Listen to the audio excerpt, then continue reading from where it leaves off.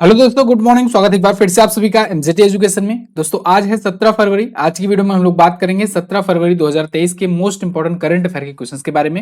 Video अगर पसंद आएगी तो वीडियो को लाइक और शेयर जरूर करना। चैनल पर अगर नए आए हो चैनल को सब्सक्राइब करके बेल आइकन को प्रेस कर लो, जिससे आने वाली वीडियोज का नोटिफिकेशन आप तक पहुंचता रहे। इस वीडियो में सबसे पहले तो हम लोग रिविजन करेंगे कल के दिन के करंट अफेयर का, फिर हम लोग बात करेंगे आज का करंट अफेयर। साथ ही साथ हम लोग स्टैटिक के भी टॉप 10 क्वेश्चन को देखेंगे।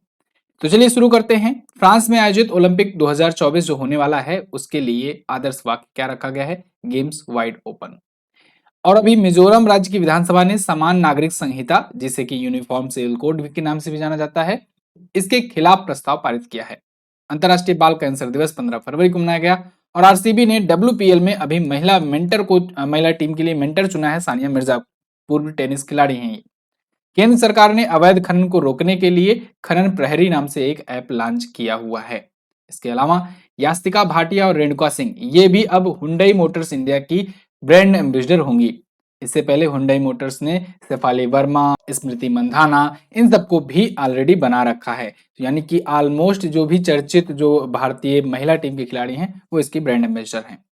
टाटा ग्रुप ने एयर इंडिया के लिए 40 वाइड बॉडी विमान सहित 250 विमान प्राप्त करने के लिए समझौता किया अभी एयरबस के साथ और बोइंग के साथ। देखो एक्चुअली में यहाँ पर कल एक मिस्टेक हो गया था, इसको सही कर लीजिएगा। रिवीजन से देखो एक फायदा मिलता है, क्वेश्चन आ जाता है तो सही कराया जा सकता है।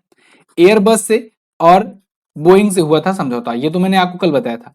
गलती से मैंने आपको बता दिया था कि एयरबस जो है ये अमेरिकन कंपनी है, जबकि एयरबस जो है ये फ्रांस की कंपनी है और बोइंग जो कंपनी है ये अमेरिका की कंपनी है। ठीक है, तो याद रखिएगा अमेरिका और फ्रांस दोनों के साथ डील हुई और 250 से ज्यादा, ये तो 470 मैंने आपको कल भी बताया था कि 250 और प्लस कुछ और 220 और के आसपास में, तो इतने विमानों का डील हुआ था अमेरिका और फ्रांस दोनों के साथ। ठीक, आईसीआई के नए अध्यक्ष अनिकेत सुनील तलाटी चुने गए हैं।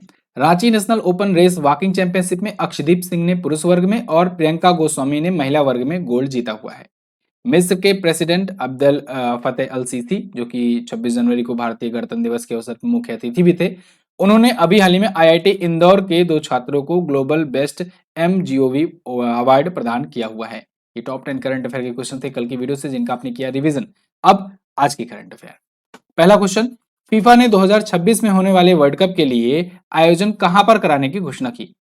तो फीफा ने ऑफिशियली दोस्तों अनाउंस कर दिया है कि फीफा वर्ल्ड कप का अगला संस्करण 2026 में अमेरिका, कनाडा और मैक्सिको में होगा।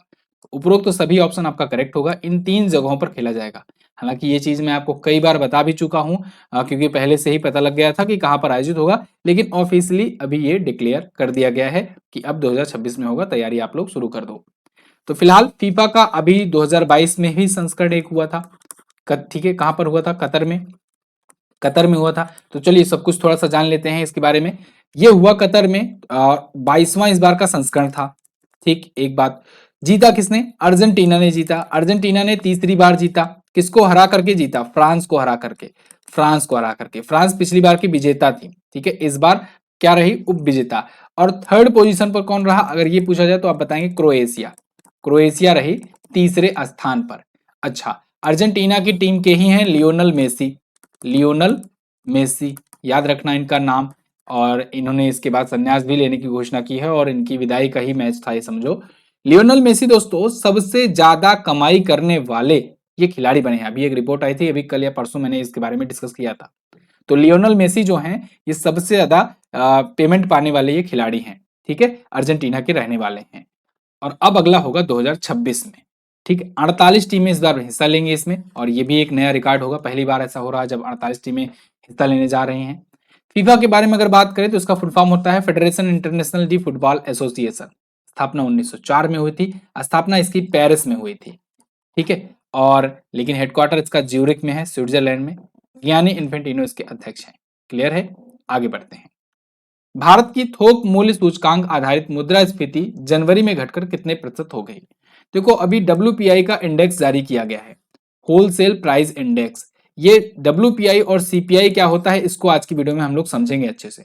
ठीक है, तो अभी बताया गया है कि डब्ल्यूपीआई पिछले 24 महीनों में सबसे निचले स्थान पर आ गई है। 24 महीना बोले तो 2 साल, पिछले 2 साल के सबसे निचले स्तर पर पहुंची हुई है।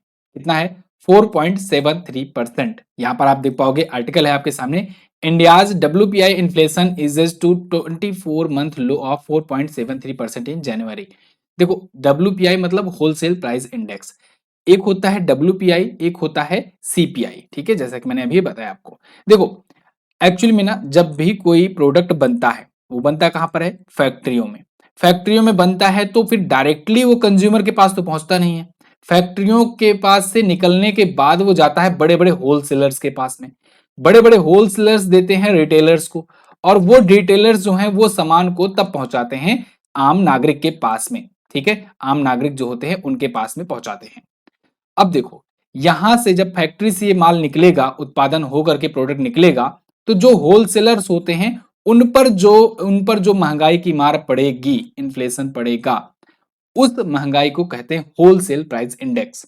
ठीक, अब यही वाला जब ये यहां पर रिटेलर के पास पहुंचेगा, और रिटेलर के बाद से जो कंज्यूमर के पास, या कहें कि जो उपभोक्ता होगा, जो कस्टमर होगा, उसके पास पहुंचेगा, तो उसे कहेंगे कंज्यूमर प्राइस इंडेक्स या CPI, या इसी को कहा जाता है खुदरा मूल्य सूचकांक। ठीक है ना, खुदरा मूल्य सूचकांक इसे कहते हैं, और इसे थोक मूल्य सूचकांक कहते हैं। तो देखो सीपीआई के घटने से तो तुरंत ही आम आदमी पर इफेक्ट पड़ता है, CPI घटा या बढ़ा डायरेक्टली, क्योंकि ये यहाँ पर नागरिक पर ही डिपेंड करता है, तुरंत महंगाई पता लग जाएगी, घट रही बढ़ रही है। लेकिन WPI जो होता है ना, इसका इफेक्ट थोड़ी देर बाद देखने को मिलता है, कुछ महीनों के बाद या कुछ दिनों के बाद, क्योंकि भाई यहां से माल निकला, यहां पर मान लो ये WPI जो है ये भी घट गया है, घट तो गया है, यहां पर ये लोग कम दाम पर पा गए, लेकिन सोच रहे हैं अभी तो यहाँ पर उसी दाम पे बिक रहा है, बिकने देते हैं, क्या दिक्कत है। कुछ समय के बाद ये पहुंचाएंगे रिटेलर के पास सामान, और रिटेलर फिर तब दाम कम करेगा, और वह अभी वहीं पर बढ़ जाएगा, तो ये धीरे धीरे करके पहुंचते पहुंचते यहाँ पर पहुंचेगा। लेकिन जब CPI घटता बढ़ता है तो डायरेक्टली इफेक्ट देखने को मिलता है कस्टमर के पास, और ये लोग जो स्टॉक किए रहते हैं ना, ये यहीं से इनको रेट पता लगते ही बढ़ा करके ये बेचना शुरू कर देते हैं, और प्रॉफिट अपना रख लेते हैं। फिलहाल महंगाई के बारे में, मुद्रास्फीति के बारे में यानी इन्फ्लेशन के बारे में मैंने आपको बताया भी है कि सरकार ने RBI को भी सख्त रूप से चेतावनी दी है कि आप जो है ना इन्फ्लेशन ये 4% ±2% पर रखो, यानी इससे 2% के से लेकर के 6% के बीच में रखना है आपको, RBI की जिम्मेदारी है। अब आप सोचोगे RBI कहां से आ गई इस बीच में सर, तो देखो RBI जो है ना, RBI reserve bank of India, यही रेपो रेट वगैरह डिसाइड करती है, repo rate, reverse repo rate, ठीक है, और उसके बाद बैंक रेट वगैरह बहुत सारी चीजें होती हैं। मॉनेटरी पॉलिसी कमेटी बताया हुआ है इसके बारे में भी, आपको जो लोग रेगुलर होंगे उनको पता होगा, उसी से ये सारी चीजें कंट्रोल होती हैं। ठीक है, तो ये कंट्रोल करने की जिम्मेदारी RBI की है, और RBI अभी आपने देखा एक बार फिर से बढ़ाया था इसने। ठीक है, तो ये चीजें हैं। अब आई होप आपको थोड़ा बहुत समझ में आ गया होगा, बाकी इकोनॉमी की क्लास मिलिएगा आपको और अच्छे समझाएंगे। अगला, हाल ही में किस कंपनी ने एरो इंडिया 2023 में स्केल मॉडल के Hindustan lead in fighter trainer यानी HLFT 42 का उद्घाटन किया। तो अभी हाल ही में HAL ने, हिंदुस्तान एरोनॉटिक्स लिमिटेड ने, एरो इंडिया शो जो अभी चल रहा है ना, देखो एरो इंडिया से आज बहुत सारे क्वेश्चन आए हुए हैं, और आने वाले टाइम पर भी आने को मिलेंगे, क्योंकि एरो इंडिया शो चल रहा है बेंगलुरु में, और ये एक प्रकार से एक प्रदर्शनी समझो कि जैसे कि एविएशन से रिलेटेड जो भी प्रदर्शनी है, एरो इंडिया मतलब उसमें ड्रोन आएंगे, फाइटर प्लेन आएंगे, जहाज, कोई नया मॉडल का, कुछ भी ऐसी टेक्नोलॉजी जो एयर से रिलेटेड हो वो आएगी, वो लोग शो ऑफ करेंगे, वहां पर दिखाएंगे कि क्या क्या चीजें हैं, क्या चीजें आने वाली हैं, हमारा जो स्टार्टअप है वो क्या बना रहा है, वगैरह वगैरह।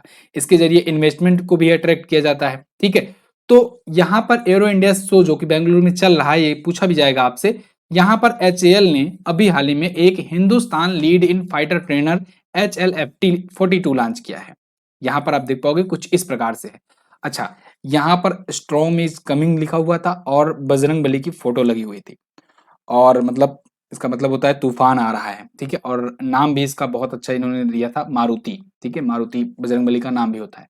हालांकि बाद में कंट्रोवर्सीज होने लगी और ये तस्वीर हटानी पड़ गई HAL को, लेकिन फिलहाल ये जो HLFT 42 एयरक्राफ्ट लॉन्च किया गया है, ये मारुति नाम इसका रखा गया है, ये नाम आप याद रख सकते हैं। मारुति का अर्थ होता है हवाओं की आत्मा। ठीक है, और ये बजरंगबली का नाम भी है। फिलहाल Hindustan lead in fighter trainer है ये, बेंगलुरु में एरो इंडिया के 14वें संस्करण में ये आयोजित लॉन्च किया गया, या कहें कि दिखाया गया। HAL के बारे में बात करें तो हिंदुस्तान एरोनॉटिक्स लिमिटेड होता है, 1942 में स्थापना हुई थी, बेंगलुरु में हेडक्वार्टर है, R माधवन जी इसके वर्तमान में अध्यक्ष हैं। आगे बढ़ते हैं। स्वार्म ड्रोन को संचालित करने वाला दुनिया का पहला प्रमुख सशस्त्र बल कौन बना? देखो एक और आ गया ड्रोन, ड्रोन का प्रकार, ये स्वार्म ड्रोन अभी लॉन्च किया गया है। स्वार्म ड्रोन इसका फुल फॉर्म भी होता है, अभी मैं आपको आगे बताऊंगा। तो स्वार्म ड्रोन जो है ना, ये भारतीय सेना के लिए काम करेगी, भारतीय थल सेना को हेल्प करेगी। और भारतीय थल सेना दुनिया की प्रोबेबली मोस्ट प्रोबेबली ये बताया जा रहा है कि पहली ऐसी सशस्त्र बल या मिलिट्री फोर्स होगी जो इसको यूज करेगी। ठीक है, और कोई अगर गुपचुप तरीके से करते हो यूज तो नहीं बता सकते, लेकिन हाँ अभी तक प्राप्त जानकारियों के अनुसार ये पहला ऐसा होगा। ठीक है, पहला ऐसा होगा आर्मी अपना जो ऐसा यूज करेगा। देखो कुछ इस प्रकार से ये ड्रोन्स होंगे, स्वार्म ड्रोन सिस्टम कहा जा रहा है, और इसका यूज इंडियन एयरफोर्स अगली बार करेगा। ठीक है, नेक्स्ट फिलहाल बनाया किसने इसको? न्यू स्पेस रिसर्च ने। जैसे कि मैंने आपको बताया नए नए स्टार्टअप्स आ रहे हैं, अपने अपने द्वारा चीजें रिप्रेजेंट कर रहे हैं कि देखो हमने ये बनाया है और ये इस प्रकार से हेल्प करेगा। तो एरो इंडिया शो चल रहा है जबरदस्त तरीके से बेंगलुरु में, 14वां इस्पात संस्करण है, उसी में सब कुछ दिखाया जा रहा है। स्वार्म ड्रोन सिस्टम में स्वार्म का फुल फॉर्म पूछा जा सकता है आपसे। इसका फुल फॉर्म होता है smart war fighting array of reconfigurable modules. तो ये जो है ना स्वार्म, ये पूरी तरीके से अभी दुनिया का पहला बताया जा रहा है और लॉन्च किया जा रहा है, भारत को दिया जाएगा। अगला, हाल ही में किस केंद्रीय मंत्री ने आईडेक्स इन्वेस्टर हब का उद्घाटन किया? तो अभी हाल में केंद्रीय रक्षा मंत्री राजनाथ सिंह जी ने आईडेक्स इन्वेस्टर हब यानी आईआईएच का उद्घाटन किया हुआ है। आईडेक्स नाम से, आईआईएच नहीं रहेगा यहाँ पर, आईडेक्स रहेगा एक्चुअली में। ठीक है, इस प्रकार से रहेगा। आईडेक्स हब का इन्होंने किया है उद्घाटन, और इसके तहत ये बता रहे हैं कि लगभग 200 करोड़ रुपए का इन्वेस्टमेंट आने की उम्मीद है। जैसे अभी ग्लोबल इन्वेस्टर समिट चली थी ना लखनऊ में, ग्लोबल इन्वेस्टर समिट, तो इसको लेकर के भी यहाँ पर इन्वेस्टमेंट आया हुआ था, तो वो भी इन्वेस्टमेंट को अट्रैक्ट करने के लिए था। यहाँ पर 200 करोड़ रुपए तक का भारतीय निवेशक के द्वारा ही निवेश कराया जाएगा। तो इसके लिए आईडेक्स इन्वेस्टर हब का उद्घाटन इन्होंने किया हुआ है। Defence India startup challenges DISC के 9वें संस्करण की शुरुआत भी इन्होंने साथ ही में कर दी है, रक्षा मंत्री राजनाथ सिंह जी ने। अगला, अब थोड़ा सा स्टैटिक जीके देख लेते हैं। जैसा कि हम लोग रोजाना देखते हैं 10-10 क्वेश्चन, तो आज भी टॉप 10 क्वेश्चन स्टैटिक जीके के देख लेते हैं। सन सिटी के नाम से किस शहर को जाना जाता है? तो ईटानगर को जाना जाता है। ईटानगर कहां पर पड़ता है? अरुणाचल प्रदेश को। अरुणाचल प्रदेश का अगर पूछा जाए पुराना नाम क्या था, तो आप बताएंगे नेफा था, north east frontier agency, full form में पूछा जाता है इसका। नेपानगर शहर अखबारी कागज उद्योग से संबंधित है, ये किस राज्य में है? ये मध्य प्रदेश में है। ये क्वेश्चन पूछा गया है एग्जाम में। चाय उत्पादन में पहला स्थान चाइना का है। ऑपरेशन मैत्री सैन्य अभ्यास भारत और किस देश के बीच आयोजित होता है? नेपाल के बीच में। राष्ट्रीय मतदाता दिवस 25 जनवरी को मनाया जाता है। अच्छा, 25 जनवरी को ही एक और दिवस मनाया जाता है, क्या आप मुझे कमेंट करके बता सकते हैं? कमेंट की जरूर कीजिएगा। आगे, सुप्रीम कोर्ट की न्यायाधीश नियुक्त होने वाली पहली महिला कौन है? देखो सुप्रीम कोर्ट की न्यायाधीश की बात की जा रही है। ये हैं फातिमा बीबी। एक यहीं से क्वेश्चन बनेगा, हाई कोर्ट में पहली महिला मुख्य न्यायाधीश बनने वाली कौन है? तो आप बताएंगे सेठ। ठीक है, इसके अलावा अगर आपसे पूछा जाएगा कि भारत की पहली महिला मुख्य न्यायाधीश कौन बनेगी यानी चीफ जस्टिस ऑफ इंडिया, तो आप बताना 2027 में बनेंगी सर, अभी नहीं बनी हुई है। नाम है उनका जस्टिस बीबी नागरत्ना। ठीक है, अभी से कैसे कंफर्म हो गया? क्योंकि वरिष्ठता के आधार पर नियुक्त किया जाता है और उनका नंबर 2027 तक आ जाएगा। लोकसभा के पहले अध्यक्ष जीवी मावलंकर जी थे। सर आशुतोष मुखर्जी ट्रॉफी, ये फुटबॉल से संबंधित ट्रॉफी है। वैसे फुटबॉल और क्रिकेट से संबंधित ट्रॉफियों पर मैंने ट्रिक वाइज वीडियो दी हुई है, आप सर्च कीजिएगा cricket trophy trick MJT education, आपको मिल जाएगी वीडियो। क्षिप्रा नदी किस राज्य में बहने वाली ऐतिहासिक एवं प्रसिद्ध नदी है? मध्य प्रदेश में बहती है। इंग्लैंड का दौरा करने वाला प्रथम भारतीय व्यक्ति राजा राम मोहन रॉय जी थे। ठीक है, इन्होंने ही ब्रह्म समाज की स्थापना की थी। क्लियर दोस्तों, वीडियो अगर पसंद आती हो तो प्लीज वीडियो को एक लाइक जरूर दे दिया करो। आपका एक लाइक मिलता है तो फिर मुझे लगता है हाँ चलो ठीक है, वीडियो आपको पसंद आई, हमारी मेहनत पसंद आई, तो वीडियो को लाइक जरूर कर दिया करो। एक बार बस टच ही तो करना है, उससे ना कुछ हमें कोई धन मिलता है ना आपको कोई धन आपका जाता है, तो आप उसको टच तो कर ही सकते हो। ठीक है, मोटिवेशन मिलता है एक। अगला, हाल ही में किस बैंक के चीफ डेविड मलपास ने इस्तीफा दिया? तो डेविड मलपास बहुत इंपॉर्टेंट पर्सन थे, ये वर्ल्ड बैंक के ये थे अध्यक्ष, और आप सबको ये याद ही हो गया होगा, लेकिन अब अफसोस कि ये 1 साल पहले ही छोड़कर जा रहे हैं। 2024 में इनका कार्यकाल पूरा होने वाला था, लेकिन अपने कार्यकाल से पहले ही ये इस्तीफा दे दिए हैं 2023 में ही। तो 1 साल पहले ही ये छोड़ करके जा रहे हैं विश्व बैंक को, वर्ल्ड बैंक को। वर्ल्ड बैंक की स्थापना 1944 में हुई थी, वाशिंगटन डीसी में इसका हेडक्वार्टर है। ठीक है। अच्छा, एक पूछा जाता है कि आईबीआरडी जो है ये किसका एक पार्ट है, तो आप बताएंगे वर्ल्ड बैंक का ही है। ठीक है, चलो आगे। अंतरराष्ट्रीय ऊर्जा एजेंसी द्वारा जारी अनुमान के अनुसार एशिया कब तक विश्व की आधी बिजली की खपत कर लेगा। देखो, अंतरराष्ट्रीय एनर्जी एजेंसी ने, इंटरनेशनल एनर्जी एजेंसी ने यानी कि आईईए ने अभी हाल ही में एक रिपोर्ट जारी की है जो कि बहुत ही चौंकाने वाली रिपोर्ट है। इसमें बताया है कि दुनिया भर में जितना भी बिजली यूज की जाती है उतना 2025 तक एशिया में ही यूज कर ली जाएगी। इसके अलावा अफ्रीका में सबसे कम बिजली यूज की जाती है और एशिया में भी अगर देखा जाए तो सबसे ज्यादा बिजली यूज करता है चाइना। ठीक है, मतलब चाइना इतना यूज करता है कि भारत भी पीछे है, यूरोपियन देश भी पीछे हैं, ब्रिटेन वगैरह भी, अमेरिका वगैरह भी पीछे हैं चाइना के आगे। चाइना सबसे ज्यादा बिजली यूज करता है, कंज्यूम करता है। ठीक है, तो ये रिपोर्ट जारी की है इंटरनेशनल एनर्जी एजेंसी ने और इसमें बताया गया कि भारत में 5.3% की सालाना दर से जो बिजली की डिमांड बढ़ रही थी वो अब 8.4% पर बढ़ गई, यानी भारत में भी बिजली की मांग तेजी से बढ़ रही है। चाइना सबसे ऊपर है, 33% अकेले बिजली खर्च कर लेगा 2025 तक। अगला क्वेश्चन है, हाल ही में कौन सा payment bank UPI light feature launch करने वाला पहला पेमेंट बैंक बना। तो वो बन गया है Paytm payment bank. Paytm payment bank ने अभी यूपीआई लाइट फीचर लॉन्च किया है। यूपीआई मतलब होता है यूनिफाइड पेमेंट इंटरफेस। तो इसका एक लाइट वर्जन इन्होंने पेश किया है, लॉन्च किया है, जो छोटे ट्रांजेक्शन्स को आराम से क्विकली तेजी से ये सक्सेस कर देगा। ठीक है, तो छोटे मूल्य के जो यूपीआई लेन देन के लिए होंगे इसमें ये काम करेगा। तो लाइट फीचर इसका काफी तेजी से काम करेगा। एनपीसीआई के द्वारा मान्यता भी मिल गई है। एनपीसीआई बोले तो national payment corporation of India.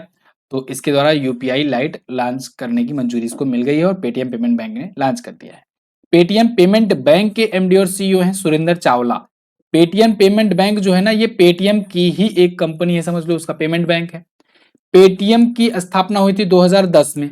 इसका हेडक्वार्टर है नोएडा में और इसके अध्यक्ष, फाउंडर और सीईओ की अगर बात करें तो वह है विजय शेखर शर्मा। कौन है? विजय शेखर शर्मा है। क्लियर है ना? आगे बढ़ते हैं। अगला है, हाल ही में राष्ट्रपति द्रौपदी मुर्मू ने कहां पर दूसरी भारतीय चावल कांग्रेस का उद्घाटन किया। तो दोस्तों, राष्ट्रपति द्रौपदी मुर्मू जी ने कटक ओडिशा में भारतीय चावल कांग्रेस का उद्घाटन किया। ये इस बार का दूसरा संस्करण था। यहाँ पर आप आर्टिकल भी देख पाओगे, president Droupadi Murmu inaugurate second Indian rice congress in Odisha Cuttack. तो ओडिशा के कटक में किया गया। अच्छा, कटक में दोस्तों भारतीय चावल अनुसंधान केंद्र भी है, ये भी आप याद रखेंगे। वहीं पर हो रहा है इंडियन राइस कांग्रेस। ठीक है, इसका दूसरा संस्करण है। तो इसके माध्यम से चावल के बारे में अवेयरनेस फैलाना, चावल की नई नई किस्मों के बारे में लोगों को बताना। ठीक है, चावल के माध्यम से प्रोटीन, विटामिन और जरूरी जो सूक्ष्म पोषक तत्व हैं उनको प्रदान करने से, मतलब कैसे कुपोषण से बचने में वो सहायक होते हैं, ये सब चीजें बताना। ये थे। राष्ट्रीय चावल अनुसंधान केंद्र कटक में है और अंतरराष्ट्रीय वाला कहां पर है? मनीला, फिलीपींस में। अच्छा, फिलीपींस ही गोल्डन राइस को मंजूरी देने वाला भी पहला देश बना था, ये भी आप याद रखेंगे यहीं से। ठीक है, उड़ीसा आया है, उड़ीसा के बारे में थोड़ा सा जान लेंगे। आप देखोगे अगर मैप में तो उड़ीसा यहाँ पर पड़ेगा। अच्छा, द्रौपदी मुर्मू जी उड़ीसा की ही तो थी। ठीक है, उड़ीसा की ही थी, ये भी याद रखिएगा। तो उड़ीसा यहाँ पर पड़ता है और अपना बॉर्डर ये शेयर करता है वेस्ट बंगाल, झारखंड, छत्तीसगढ़, इसके अलावा तेलंगाना और आंध्र प्रदेश से। सीएम है नवीन पटनायक जी, ये बीजू जनता दल पार्टी से हैं, बीजेडी पार्टी से हैं। प्रोफेसर गणेशी लाल जी यहाँ के गवर्नर है करंट टाइम पर। झीलों की बात करें तो चिल्का लेक यहाँ पर है, first Ramsar site of India, first Ramsar site of India. इसके अलावा दोस्तों भारत की सबसे बड़ी खारे पानी की झील भी है, अंसुपा झील है, कांजिया झील है, सिमलीपाल, नंदनकानन, चंदका, भीतरकनिका, ये सभी प्रमुख नेशनल पार्क हैं। घुमरा छाऊ, सवारी संचरा, पैका, गरुड़ वाहन, ये प्रमुख लोक नृत्य हैं। ठीक है, रथ यात्रा यहीं से ही निकलती है। राजकीय पशु है सांभर, राजकीय पक्षी है भारतीय रूलर और राजकीय पुष्प है अशोक। राजधानी यहाँ की भुवनेश्वर है। आगे बात करते हैं। हाल ही में भारतीय रिजर्व बैंक ने किस थीम के साथ दूसरे वैश्विक हैकथॉन हार्बिंगर 2023 की घोषणा की। तो दोस्तों, भारतीय रिजर्व बैंक यानी कि आरबीआई ने हार्बिंगर 2023 की घोषणा की हुई है। इस बार का दूसरा संस्करण है और एक ग्लोबल हैकथॉन है। इसकी थीम रखी गई है इंक्लूसिव डिजिटल सर्विसेज। क्या? Inclusive digital services. हार्बिंगर में आप देखोगे तो यहाँ पर आरबीआई मिलता है, बीच में आरबीआई, ठीक है ना, इसका बड़ा महत्व है। इसको थोड़ा सा आप इस इमेज के थ्रू देखो तो आपको समझ में आएगा ज्यादा अच्छे से। ये देखो आरबीआई, तो हार्बिंगर का ये पिछली बार भी हुआ था, मैंने आपको कवर कराया था, ये क्वेश्चन बताया हुआ था। इस बार इसका दूसरा संस्करण है, ठीक है। ये तो 2021 वाली ही वही इमेज है, पुरानी वाली। यहाँ आपको ये चीज समझाने के मकसद से इमेज लगाई गई है।